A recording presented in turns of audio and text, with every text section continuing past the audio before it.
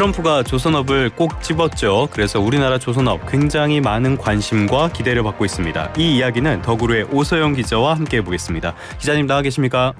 네, 안녕하십니까. 네, 안녕하십니까 기자님. 좀 전에도 말씀을 드렸지만은 한국의 조선업이 트럼프 덕분에 다시 한번 주목을 받고 있어요. 어떤 상황입니까? 네, 트럼프 당선인이 지난 7일 윤석열 대통령과 이제 전화를 하면서 한국 조선사랑 협력하고 싶다라고 이야기를 했습니다. 그래서 한국의 세계적인 군함 건조 능력을 잘 알고 있다. 그래서 이제 선박 수출뿐만 아니라 보수나 수리, 정비 분야에서도 긴밀히 협력을 하고 싶다고 이야기를 하면서 한국 조선소들이 다시 또 미국 사업에 진출하는 게 아니냐 이런 이야기가 나오고 있습니다. 군함 쪽으로 이야기를 했다. 그러면은 말씀하신 것처럼 배만 만드는 게 아니라 보수와 수리, 정비 이걸 MRO라고 하던가요? 이런 네, 쪽으로도 진출할 수 있다. 왜 꼭 집어서 우리나라의 조선업입니까? 네, 미국의 일단 좀 대외 상황을 살펴볼 필요가 있습니다. 미국은 중국이랑 남중국해를 두고 계속 긴장 상태인데요. 중국은 또 최근에 남중국해 인근 해역에서 순찰 훈련도 실시를 했습니다. 또 호시탐탐 남중국해를 노리고 있는데 이제 문제는 미국과 중국의 해군력 차이입니다. 미국 싱크탱크인 전략국제문제연구소에서 6월에 자료를 하나 냈는데요.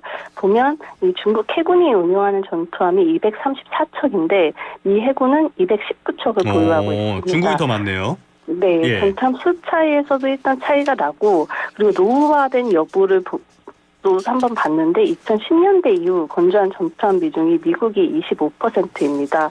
그러니까 70% 이상 전투함이 지금 노후화된 상황이다라고 보시면 될 것 같은데요.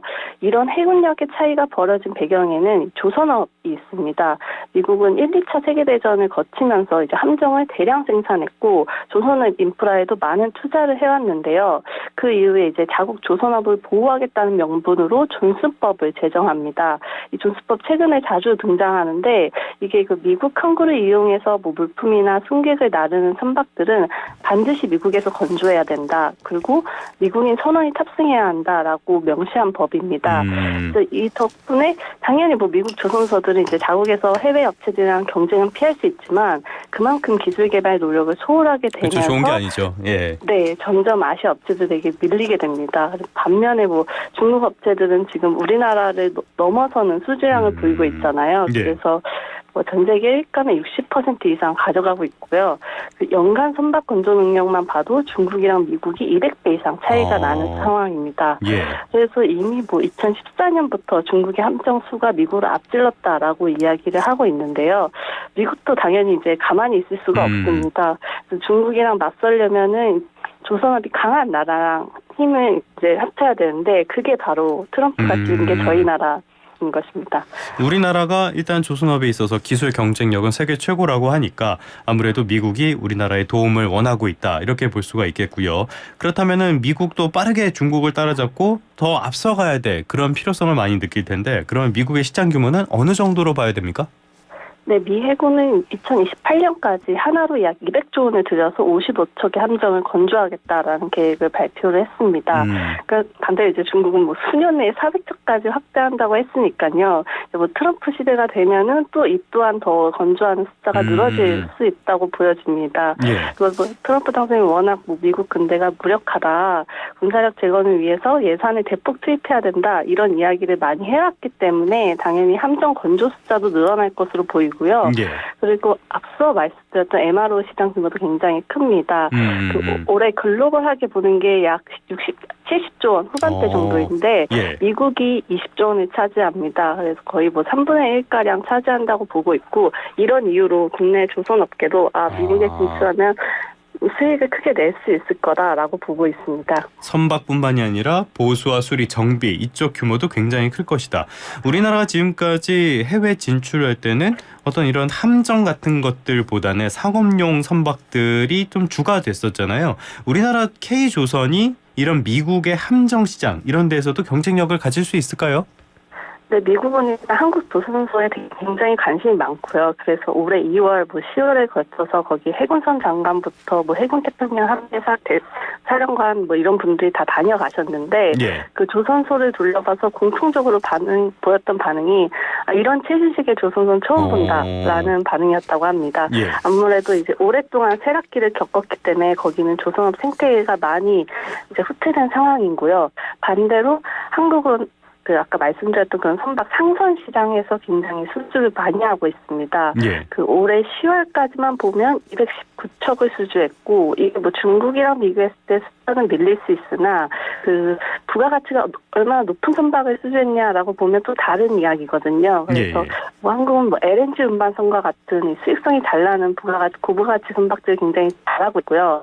함정도 당연히 상선 못지않게 많은 기술력을 필요로 하기 때문에 우리나라가 잘할 수 있다, 이런 이야기가 나오고 있습니다. 뭐 상선을 잘하는 기업이 함정을 못할 리가 없으니까 연결이 될 수밖에 없겠죠. 실제로 함정의 수출 실적 어느 정도입니까? 네, HD현대중공업이랑 하나오션 이 두 곳이 함정 사업을 하고 있는데, HD현대중공업이 잘하는 분야는 수상함입니다. 예. 이 수상함은 잠수함이랑 대비되는 개념으로 이제 물 위에 떠 있는 군함이라고 보시면 될 것 같아요. 예. 근데 이게 목적이 따라서 여러 가지가 나뉘는데, 연안의 경비 임무를 맡는 거 뭐 원해 경비함이라고 하고, 그리고 해상 감시나 적탄지 공격 등을 할 수 있는 거 뭐 초계함, 그리고 이것보다 더 규모가 큰 거 호위함이라고 불리는데요. 예. 이 모두 다 현대중공업이 잘하고 있습니다. 그래서 해외에서 총 18척의 수상함 수출 실적을 갖고 있고요.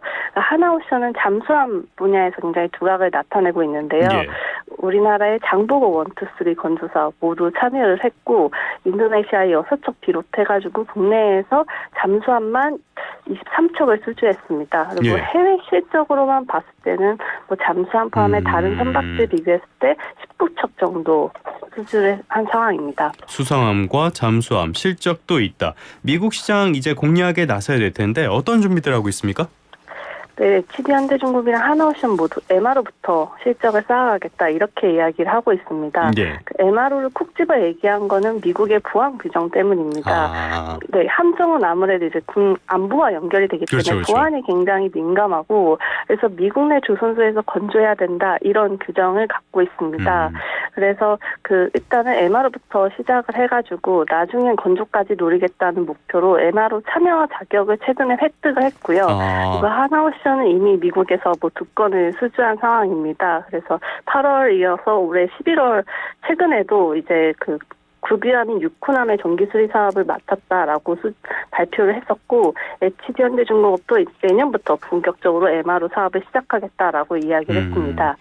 아무래도 이런 방산 산업은 당연히 보안이 중요할 수밖에 없기 때문에 일단 MRO로 시작을 해서 건조까지 노리겠다. 잘 되고 있습니까? 네, 가장 적극적으로 움직이는 건 하나인데요. 하나가 뭐 예전에 이제 호주 방산업체 오스탈 인수를 추진했었습니다. 오스탈이 미국의 조선소도 갖고 있고 미국에서 사업을 따낸 적도 있기 때문인데, 예. 이건 실패로 끝났지만 최근에 또 미국 필리조선소를 인수했습니다. 이 필리조선소는 상선을 위주로 건조를 하는 곳입니다. 그러니까 함정을 했던 곳은 아니고, 이제 97년에 설립이 돼서 노후화가 많이 돼 있는데, 하나는 어쨌든 이거 연내 인수 절차를 완료하고 대규모 투자를 하겠다. 그래서 현대화를 해서 생산성을 끌어올리면 함정도 수주할 수 있다라고 보고 있습니다. 그리고 HD현대중공업도 이제 미국에서 파트너십이나 투자 같은 거 계속 검토하고 있고요. HD현대중공업에서 주목해야 될 움직임은 이제 단순히 함정 건조를 넘어서 미국 조선업의 부활에 기여하겠다라는 점인데요. 예. 이 HD한국조선해양이자 HD현대중공업의 이 모회사가 지난 7월에 미국 미시간대학교 그리고 우리나라 서울대학교랑 인재 육성에 협력하겠다는 협약을 맺었습니다. 이게 백악관에서도 굉장히 우수한 사례로 실제 거론이 됐고, 앞으로 이런 산학협력을 계속 확대할 계획이기 때문에 이런 부분이 트럼프 시대를 맞아서도 좀 유효한 전략으로 쓰이지 않을까 싶습니다. 지금까지 우울한 이야기를 주로 말씀을 드렸는데 조선업에 한해서는 굉장히 앞으로 전망이 밝은 것 같습니다. 지금까지 더구로의 오서영 기자와 함께 조선업 전망에 대한 이야기 나눠봤습니다. 오늘 말씀 고맙습니다. 네, 감사합니다.